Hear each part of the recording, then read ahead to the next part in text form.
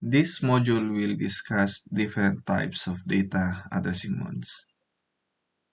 Now, bago tayo pumunta sa different types of data addressing modes, tingnan muna natin yung instruction format. So there are three types of instruction format.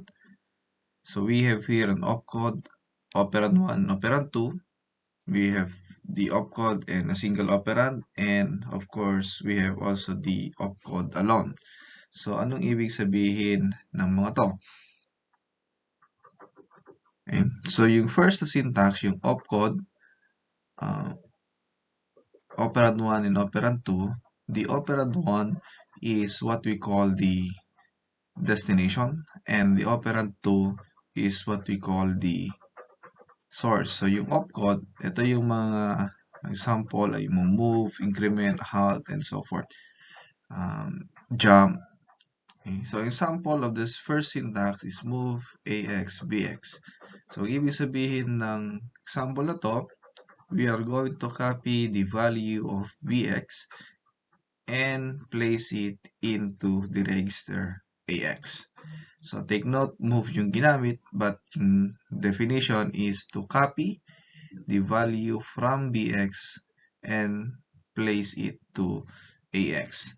Now, the second format of instruction is the opcode and a single operand.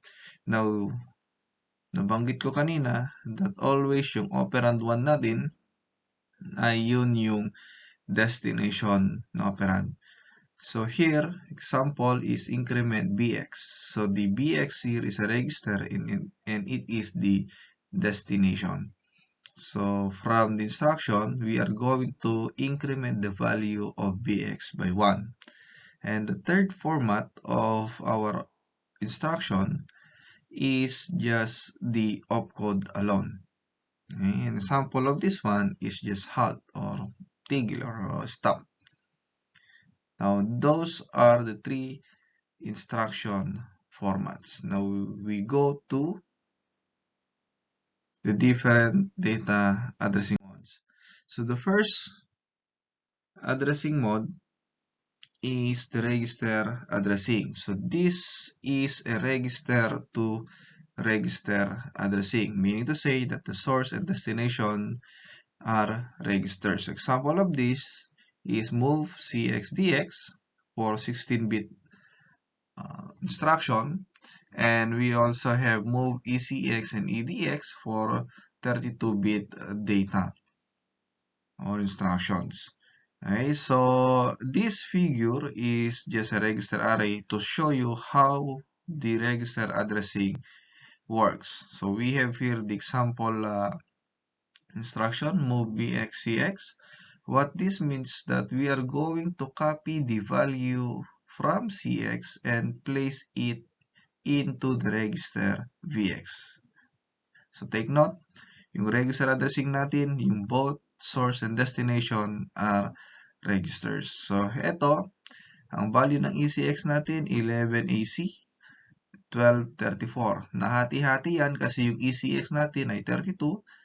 Yung other half is 16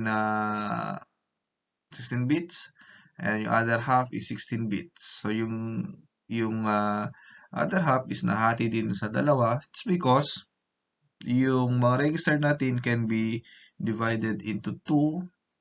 That is, in this case, CX, meron siyang CX, and that CX is also divided into two, the CL and the CH, the higher byte of C and the lower byte of C.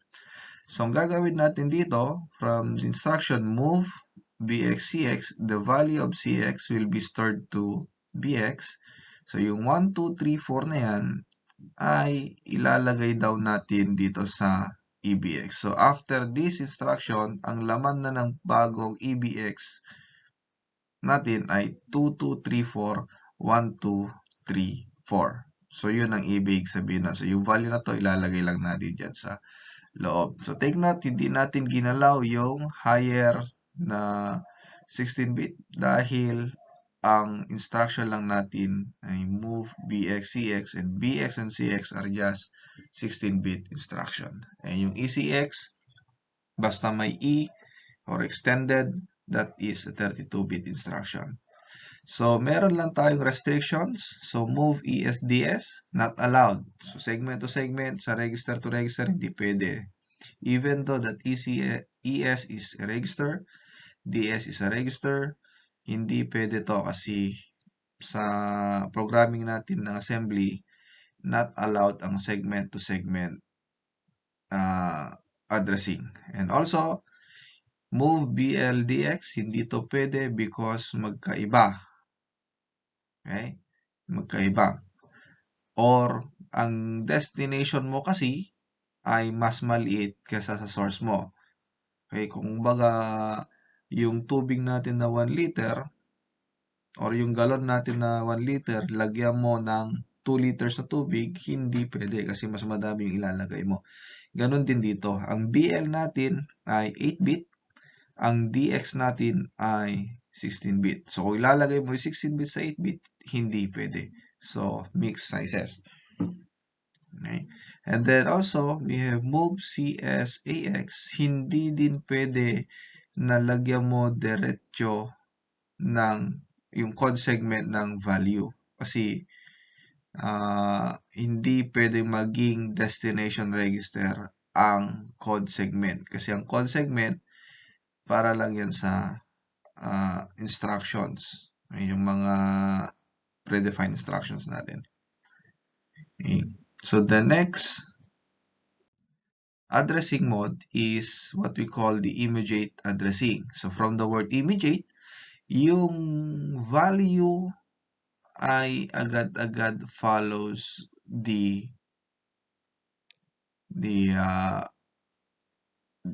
instruction. So, move AL 32. So, agad-agad yung immediate value natin ay nakalagay na dito. So, 22. Yung 22 na to, ilalagay lang natin sa AL. So, example, again, ito yung i-registerary natin.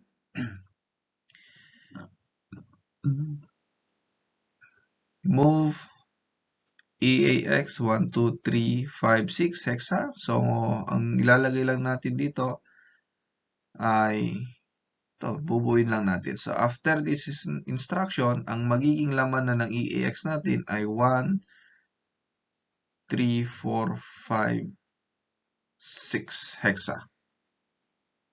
Okay? So, yun na magiging ang magiging laman ng EAX natin. So, after this instruction, ang magiging laman, mapapalitan lang yung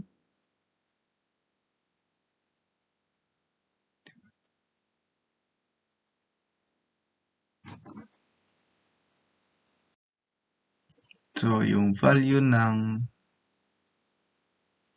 EAX after this code ay magiging 1, 3, 4, 5, 6 hexa. So, mapapalitan ito, lahat na to, ng 1, 3, 4, 5, 6 hexa. So, yung immediate value follows right after the opcode or the instruction. So, the next addressing mode is the direct addressing mode. So, this addressing moves a byte or word between a memory location, addressing, and a register. So, the instruction set does not support memory-to-memory transfer. So, ito from a memory papunta sa register. Okay? So, example is move AL list. Yung list na to is a memory address reference. So, paano natin to ginagawa? So, example of this one is from a memory, assuming that the DS is 1,000 hexa. So, napag-aralan natin doon sa addressing natin, yung pagkuha ng addresses. Okay. So, ito ay i-append natin ng 0. So, magiging 10,000 ito. If the value of bliss is, let's say, 1, 2, 3, 4. So, 10,000 plus 1, 2, 3, 4, magiging ito yung kalalabasan. Okay? So, ito yung physical address. 1, 1, 2, 3, 4 hexa. So kung ano man ang value ng 1, 1, 2, 3, 4 hexa, ilalagay mo lang dun sa AL. So yun ang ibig sabihin ng direct addressing. From memory, diretso siya sa register. Okay? And then next, we have the register indirect addressing.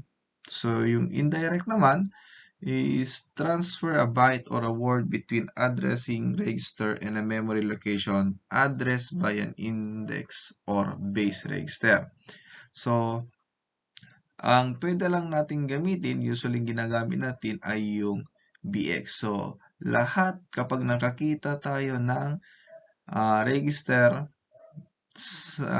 enclosed by open and close bracket, okay, yan ay indirect addressing mode. Basta may ganito, indirect addressing mode. Okay? Now, ito yung value ng BX ay hindi natin ilalagay sa EX, kundi yung value ng BX natin, yan ang magiging tinatawag natin na offset address. So, for example, yung BX natin ay 1,000 hexa at ang DS natin ay 100 hexa. So, paano natin ngayon kukunin yung effective address or physical address? Again, i-recall natin yung discussion natin last time. Etong 100 appended by 0. So, magiging 1,000. 1,000 plus 1,000. So, yung address natin magiging 2,000. So, yung 2,000, ito yun.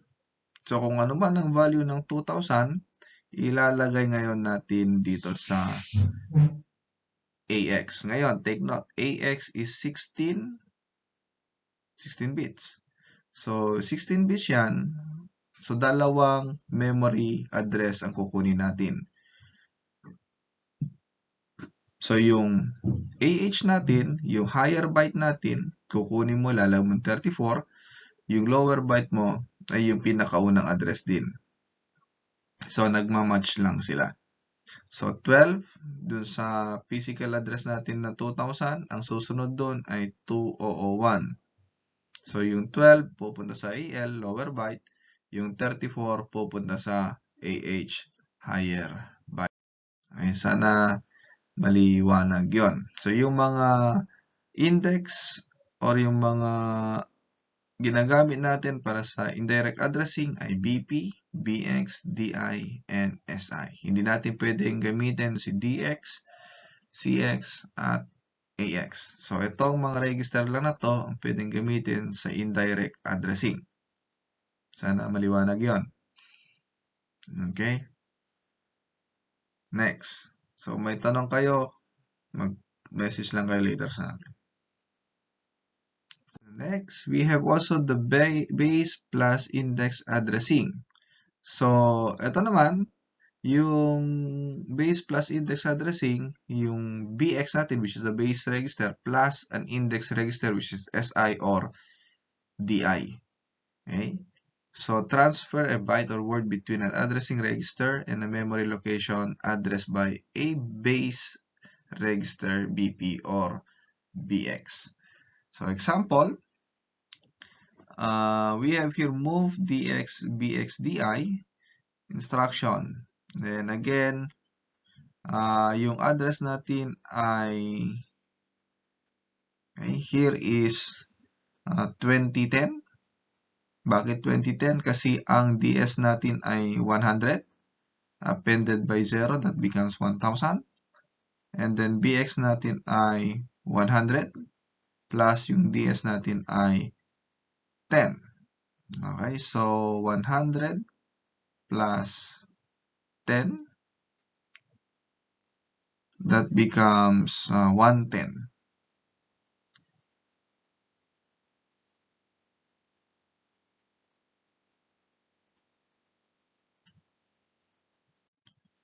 Okay, so na-mistype lang ako dito. Ang BX natin, sorry for that, ang BX natin dito ay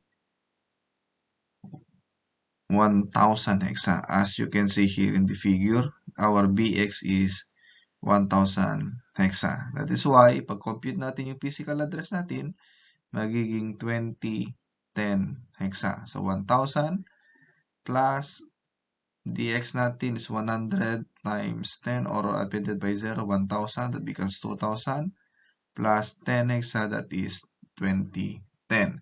Again, yung dx natin here is 16-bit. So, dalawang kukunin natin. Yung pinakauna, yung lower address natin, pupunta siya sa lower byte ng dx. And then, yung higher address natin, sunod, pupunta sa higher byte na dx natin. So, that is base plus index. So, base plus index. So, these are still indirect addressing modes. And next is a register relative address. So, itong relative address naman ito is just a displacement. A base register plus a displacement. In this case, we have 4. Okay? In example, move AX, BX 4. So, yung laman ng BX plus 4, then plus yung data segment natin. So, in example, move AX, BX plus ang displacement niya is 1,000 hexa. Okay? So, again, ang BX natin is 100. So, hindi na tayo nagkamali dito. 100 hexa. Plus, yung DS natin na 2,000 kasi we are going to append this by 0. So, again, kung bakit, i-recall lang natin yung addressing natin the previous term. Okay, so magiging 2,000 to plus 100, that is 2,100 plus 1,000 yung displacement natin, magiging 3,100 o 3,100. So yung paglalagyan natin na AX is 16-bit. So again, yung pinakaunang address, that is 3,100 na 76, ilalagay mo lang sa EAX na lower byte. And then, yung sunod, yung 3101, yung A0, ilalagay mo lang sa higher byte. So, that is register relative addressing. So, paano natin kinukuha yung physical address or effective address? Unang-una, yung DS mo multiplied by 10 hexa or, ganyan sinabi ko, mag-a-append lang tayo ng 0. So, kung 200, maglagay ka lang ng 0 dito, magiging 2,000. Okay? Plus, yung BX natin, diba, ang pagkuha natin ay segment address times 10 or appended by 0 plus the offset address. In this case, meron kasi tayong displacement plus displacement pa. So, 2,000 plus 100 plus 1,000 magiging 3,100. Okay, or 3,100. So, that is register relative addressing.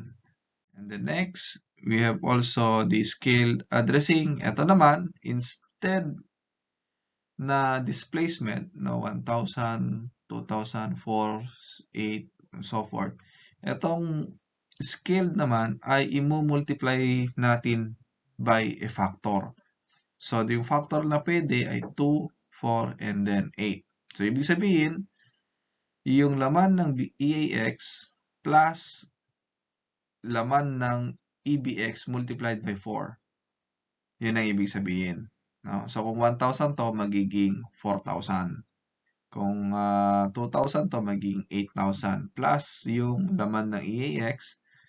And then, of course, huwag makakalimutan yung segment address. So, kapag kuha natin sa physical address is yung segment address plus yung offset address plus displacement kung meron plus scaled kung meron. So, in this case, scaled kasi siya. So, kailangan mo lang ilagay. Okay?